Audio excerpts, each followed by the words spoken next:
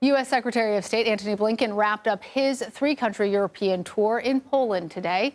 He met with government officials there to discuss Ukraine and its weapons needs.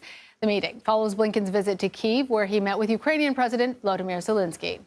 Vedant Patel is joining us now. He is the principal deputy press secretary with the U.S. Department of State. Good to have you with us. So this most recent trip to Europe was Ukraine-focused. Talk to us about what Secretary Blinken was able to accomplish and what issues still really need to be worked out. So good to be with you, Lana. So Secretary Blinken went into Kyiv with his British counterpart, Foreign Secretary Lammy, and the purpose of this visit was to see how the United States and the United Kingdom can continue to steadfastly support our Ukrainian partners. Our goal here has been the same since Russia's barbaric invasion into Ukraine. We want to make sure that Ukraine can stand strongly on its feet militarily, economically, and democratically.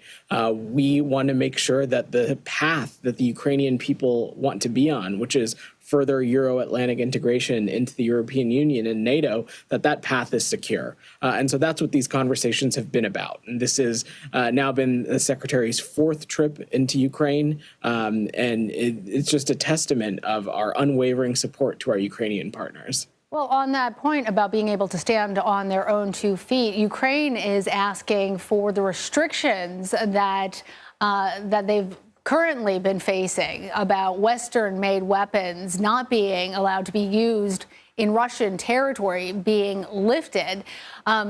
Right now, that is a restriction that President Biden has not moved on, but has kind of indicated that he might be open to reconsidering it. What would cause the U.S. position to change? So look, I don't have any new policy to announce for you today, but when you look back at the kind of support that the United States has provided over the course of this conflict, dating back to February 2022, the security assistance that we've provided has been extraordinary. And over the course of that time, we have looked at the battlefield and we have made sure that Ukraine has what it needs. And that's much of what this visit was about. Hearing from our Ukrainian partners about what they need, hearing from them about how they're going to handle the battlefield and what their plan is. And we'll continue to have those conversations. And over the course of this conflict, when challenges have arisen in the way that Russia has conducted its barbaric invasion, we have adjusted and changed and added new kinds of technologies to the kinds of assistance we're providing. And so this is an iterative process, and we're certainly not going to get ahead of that. But they still told the secretary that part of what they need is that restriction lifted, right? So I'm not going to get into specific diplomatic conversations.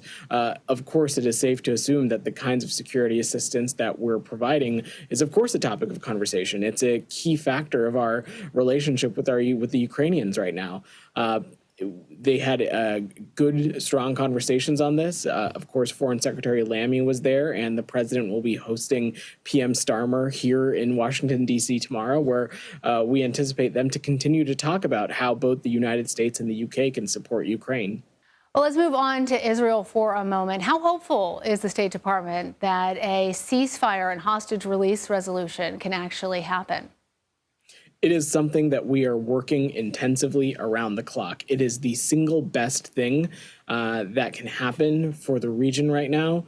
A ceasefire deal that will allow the hostages to return home, allow an influx of humanitarian aid, and create conditions for further diplomacy to happen to create greater security for our Israel partners. It's vitally needed, and it's something that this administration is laser focused on. All right, Vedant Patel from the U.S. Department of State, thank you so much.